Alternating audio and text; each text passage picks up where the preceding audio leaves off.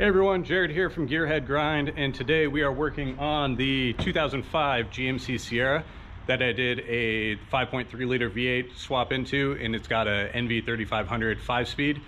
Not my favorite transmission, but it was free, so that worked out pretty well. It does have a brand new clutch and flywheel and all that pressure plate, all that fun stuff. But I was dumb and I didn't do the slave cylinder. And now I've been driving it for a couple months on and off, not too much, and it is leaking pretty bad out of the slave cylinder down at the bottom. I've gone through and bled the clutch several times, and it just leaks down, and it, all the symptoms are there. It doesn't go into gear well. I've got to pump it up to build pressure, all that stuff that makes this truck not super fun to drive as is. So I'm gonna get under, drop the transmission, because unfortunately it is an internal slave cylinder. And we're doing it all as most people would just do in their garage. So I'm gonna throw jack stands in the rear, but we're gonna do it on jack stands. I do have a Harbor Freight trans jack over there that we're gonna get underneath. But yeah, basically going to get under, pull the drive shafts, or the drive shaft for the rear, pull the exhaust, because that's in the way a little bit, and yeah, disconnect the O2s, and basically just get in and pull that trans out. I'm also gonna go in the truck and disconnect the shifter from there, so that way we can just drop it down. It's pretty easy to do from the top, but I'll do my best to take you guys through everything, and let's get into it. All right, I'm here under the truck, of course, and you can see there is a little fluid built up. I had just cleaned the bottom, I mean, not like clean, this was still dirty, but made sure there's no excess on it, and now there is some fresh wet fluid on here, and it's kind of coming out the bottom of the trans. So yeah, and it is brake fluid. I already tested it. So basically what we're gonna do is pull the starter bolts over here and get the starter off, and then I'm gonna pull, let's see, this side of the exhaust, because it does cross over. So to do that, we just need to pull both the O2 sensors, which I believe are 15/16. I should know because I did this pretty recently, and disconnect those guys, which probably 15 millimeter for the header bolts there. And thankfully this has all been off recent, because I actually just welded in this new, to me, cat, to try to make this thing pass smog, because the other one had been hollowed out for some reason. So yeah, did a kind of hacky welding job, because I'm just trying to get this thing good to go. But yeah, no leaks at all, so that's good. But yeah, pull the O2 sensors, the header bolts, and then it is on V-band clamps back here. So I'm gonna cut this sealant. It did have a little exhaust leak back here, so I just goobed on some of this copper sealant. But I'll cut into that, unhook this V-band clamp, and then that just comes out. And then we need to pull the transmission cross member as well, of course. So we've got 4 bolts here, 2 there, 2 over here on this side, and then there's 1 up in here as well. I think that's also a 15. That's the one that actually is bolted to the transmission. What else we got? We got the sensors. Yeah, you can see this thing's been leaking from somewhere else too, potentially, but I need to pull and disconnect well, just disconnect them if I can, the sensors from the transmission in here too. I'm going to go through and cut, of course, all the zip ties, and just get it all prepped to drop down. If I feel I do need to drain it, like I said, I'm going to try not to, but the drain plug is right here. So the top one is the fill, the bottom one is the drain. So yeah, I do have I can't remember the size, but it's a hex head socket for that, so we can get that drained if needed. And then yeah, we do need to pull the drive shaft. So this is where the fluid's going to leak out of, if anywhere. Honestly, I should replace the seal while this is out too, so I'll look into see if I can get one of these locally. Other than that, the drive shaft, of course, to disconnect it is down here. I think these are 15/16, if not 3/8. But yeah, just pull these 4 bolts, slide it on out, and hope it doesn't leak too much on me. All right, I'm gonna get going on that and see what issues I run into. All right, so to get the master cylinder hose off, I use this 3/4 inch It's for a fuel line quick disconnect, and you basically clip it around, and I can depress, if you can see it down there by my hand, this little ring on there, and you push it in, and then with a bit of force you pull off the other side, of course, just like any quick disconnect. So you just gotta make sure it's all the way in, and then it actually stayed in, so I was able to pull the tool out and then just use my hands to pry these apart. But that easy as that to get off the quick disconnect.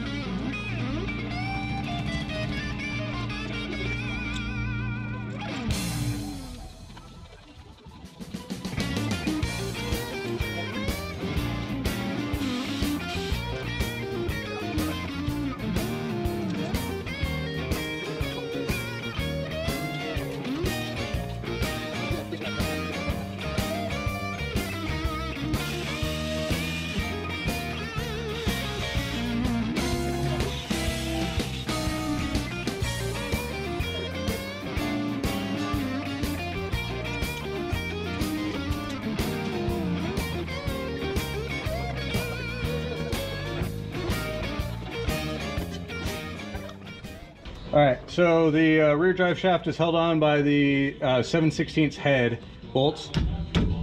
So, gotta break these bad boys free.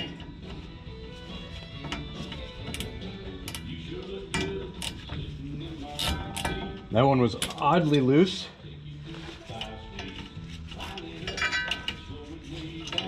That's kind of scary. So, what you can do is rotate the drive shaft to make them all easier to get to, like these ones, how they're super easy to get to right now. Or in this case, these ones are actually they're all fairly easy to get to, a lot easier than most vehicles I've worked on. So in this case, I just use the combination of a gear wrench and a socket. The only reason I use the socket on the bottom one is the handle's a little bit more comfortable when you need to break them free.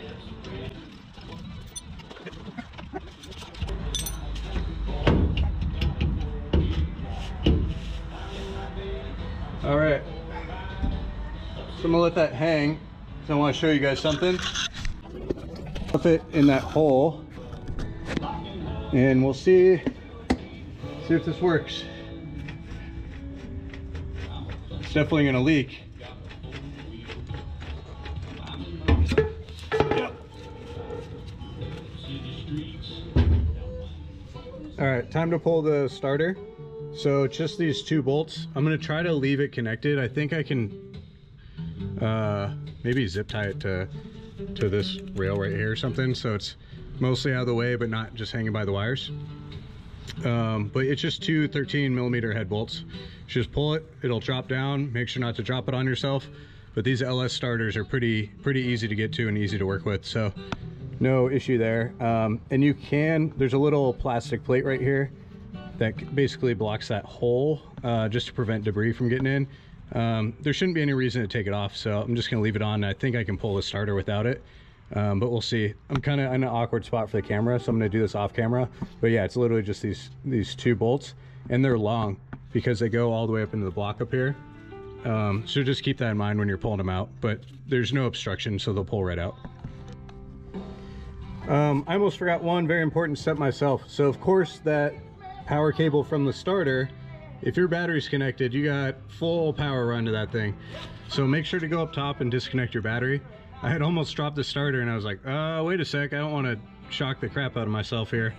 So yeah, go up, disconnect the battery, and that way when you pull this thing, you're not gonna start a fire, electrocute yourself, or friggin' ignite it to the frame rail.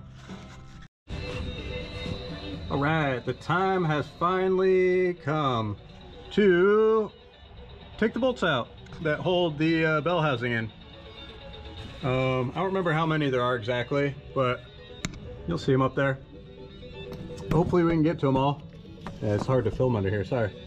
But yeah, they go up. It's just 15mm sockets. I'm just gonna start removing them, and then I will get the trans jack under here. I'm just not gonna move it in quite yet, just to give me some space to work with. But yeah, we'll start pulling the bolts and go from there. And then after that, it will be Mr. Crossmember back there. Yep.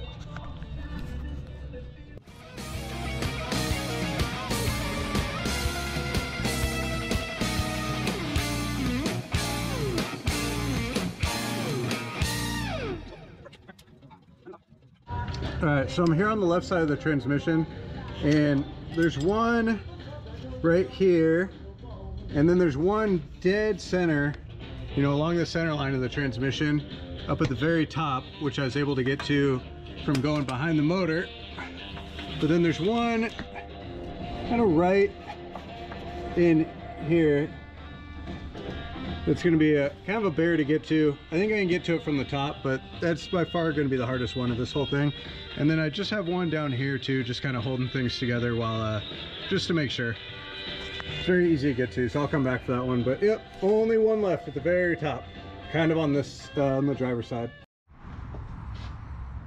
It's a good thing I'm pretty lean to get behind the engine. But yeah, look at my arm there from getting back behind the engine. I'll show you what I had to do.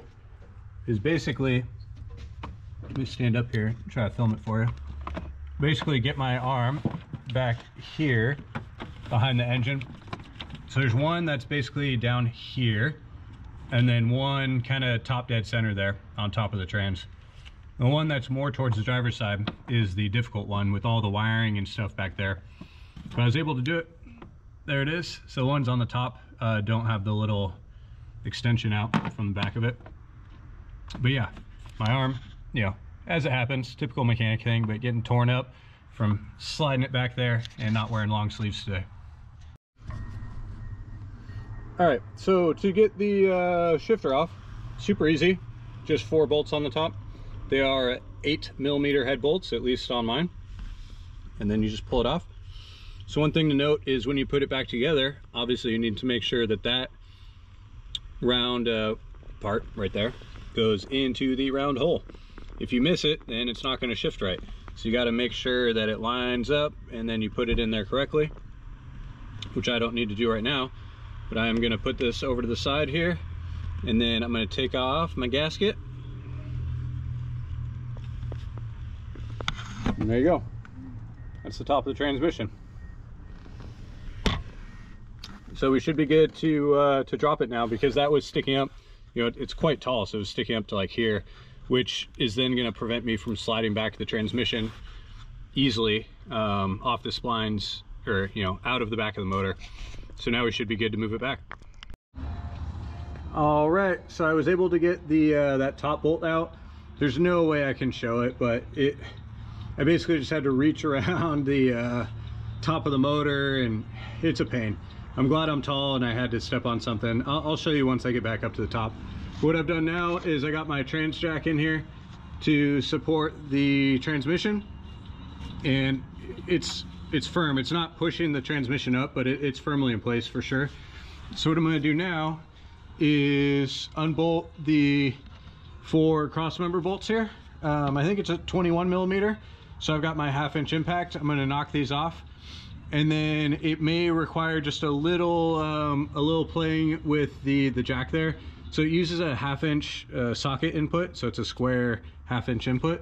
So I'm gonna grab my 1/2-inch ratchet and basically just be able to adjust the trans up and down, just to play with the crossmember torque here, but also undoing this first nut, which is 15 up in there first, and then we should be able to get out pretty easy.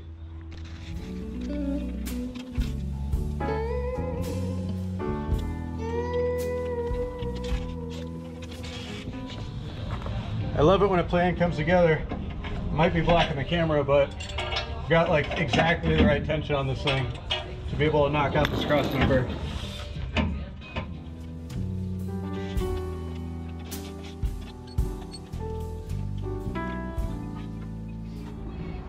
All right. So I found a sandwich bag left over from a lunch, and I electrical taped it to the back of the transmission. And then I pulled out the last bolt from the front there. So now I'm going to play with it and see if I can't find the right height to just let me pull it out. I'm gonna get off my little slider here so it's not fighting me. All right, so I just went around to the side right there and just bounced it a few times, and that seemed to work. So now it's time to bring her down.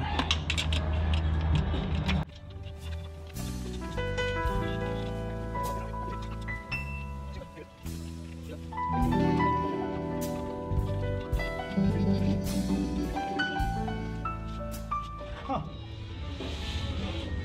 No, really just there it is.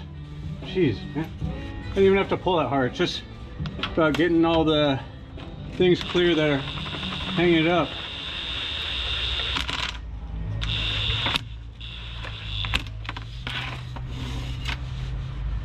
All right.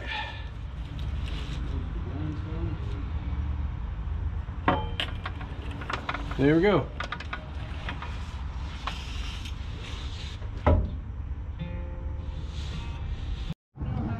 All right, there we go. There's the slave cylinder throwout bearing. You can see it's definitely leaking. There's a little puddle down there, and obviously it's leaking right there out of that seal. So that does seem to be the issue. So I'm gonna get this thing cleaned up. I would need to jack up the truck more to get it out of here, so I'll probably just do it under here. I mean, it's just 2 bolts. It slides right off. We'll get the new one in. So the new one is pre-bled, so I just need to see what the connection looks like to the braided line up to the master. But yeah, easy to pull off. It looks like it's 2 10mm bolts. Get that off, but yeah, it's literally like every time I press it, it squishes out fluid. That's definitely an issue. All right, let's get the new one in. But there's the back of the transmission there. I'm not going to take any of that apart because the clutch was brand new. I mean, it has like, I don't know, a little over 100 miles on it maybe, nothing crazy. So yeah, all right, let's get that new slave cylinder taken care of. All right, one quick note for you guys. So this is the new slave cylinder. Everything else matches up the same, other than, you know, just doesn't have this rubber boot around it, but that's no big deal. But this one, it was just the one that they had in stock at the local auto parts store. But it had this, it's a pre-bled one, supposedly, which is fine. I mean, I'm going to bleed it anyway and make sure we're all good. But it came with this quick disconnect on it, and it did come with the tool. So I showed you how to use the fuel line quick disconnect up above, but you can just use the tool that it comes with as well. But I didn't have a hose that matched up the quick disconnect on both sides. So what I did is I just took my existing hose and I punched out, there's a little roll pin on these connectors. I just punched out the roll pin of my old one and punched out the roll pin of the new one, and then used the new O-ring but fit the hose inside the new slave cylinder. So I'm going to keep this quick disconnect just, you know, if I decide to go back that route.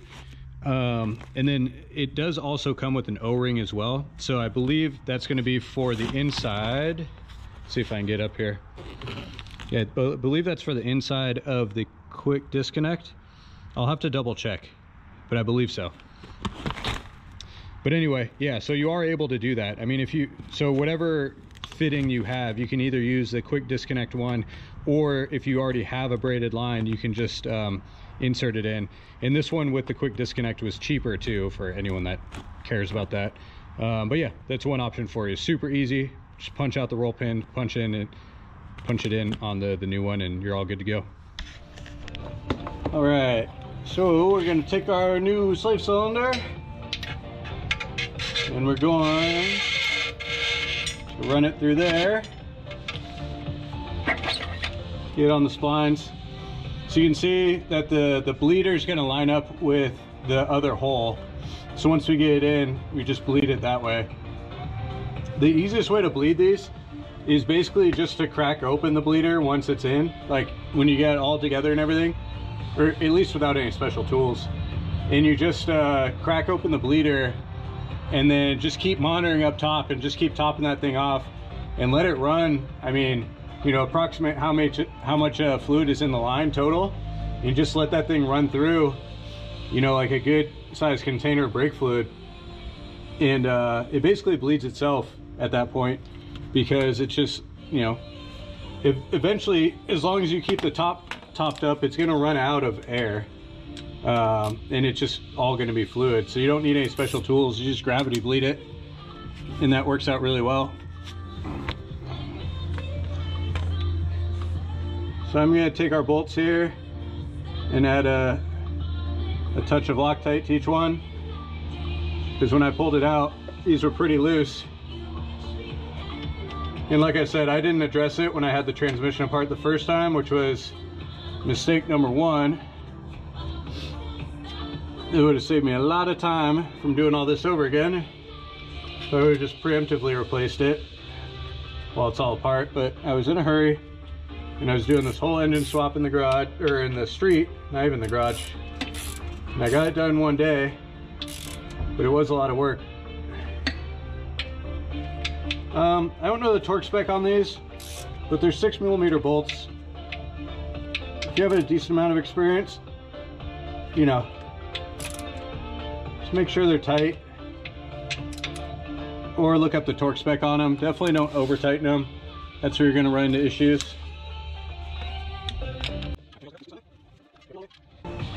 Okay, that's all it is. I mean, the install itself is extremely easy.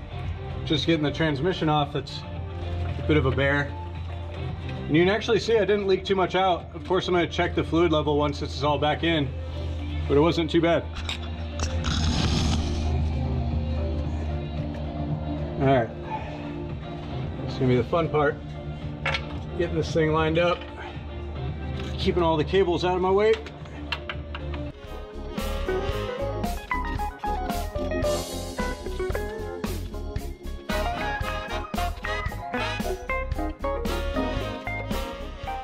Ah, I see an issue. The transmission shifted when I pulled it out last time, so the bolt holes aren't aligned anymore. That's why the splines aren't lined up. All right.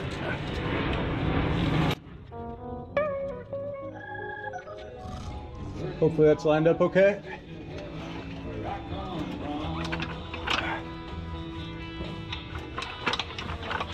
There we go.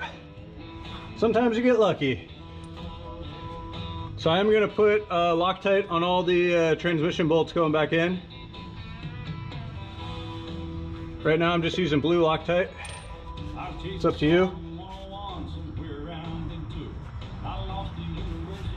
I'm gonna get my gloves off. It's easier to deal with the hardware with the gloves off.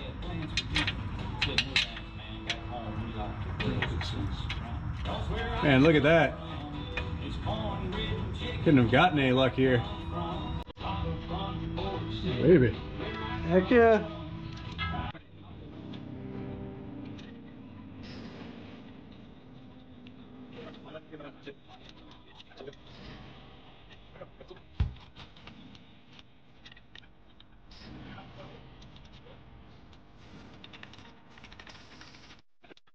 So I'm not tightening any of them until I get them all in, or at least the majority of them in.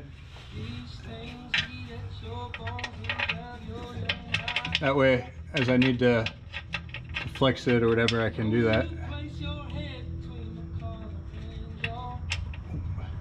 Alright, so based off that top one, I can tell that the transmission is leaning down too far.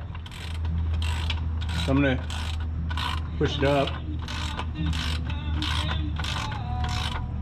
And I can see the gap closing at the top. You don't want to go too far. There we go, I got some threads in the top one. Let's see if I can do a couple more. Still feel a gap up there.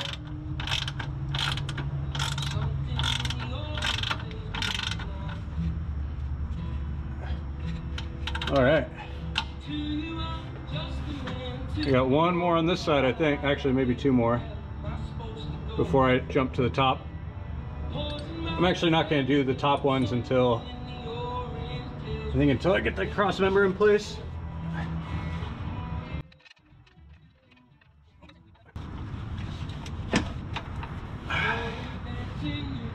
That's exactly why I don't tighten them down. I was able to shimmy that a little bit because there was a gap, a bigger gap over here on the driver's side. And now I was able to close that gap. So I can just hand tighten that and thread it in. That worked out really well, actually.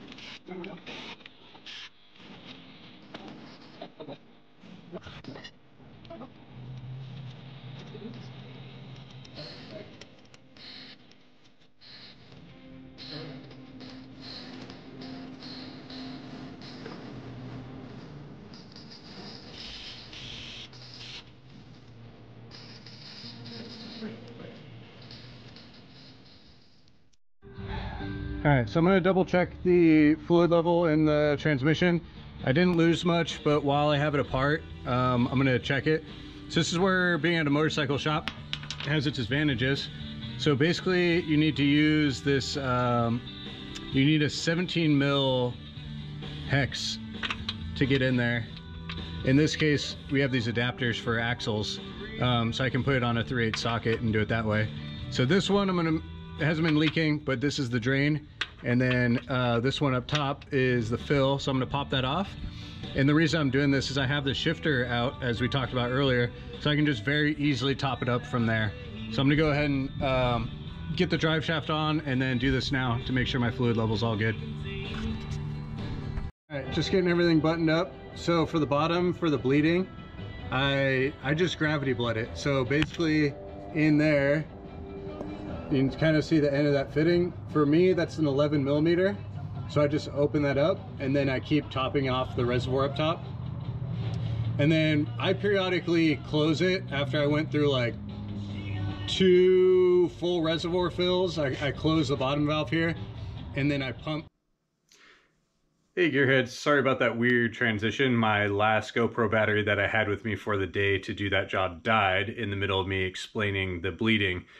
So basically the gravity feeding, just in a nutshell to wrap it up here, is easy because you just keep the master cylinder up top, the reservoir topped off, and you just crack that valve down below. You let the fluid go down due to gravity, and you just keep it topped up above and have something to catch that fluid down below until you feel that all of the air has been removed from the system, because all that air will eventually be forced out of the system or go up. You can even tap it and do that. I've had good luck with the gravity system before, especially if the hose in the line is kind of like a straight shot down and there's nowhere for air bubbles to get trapped in that system.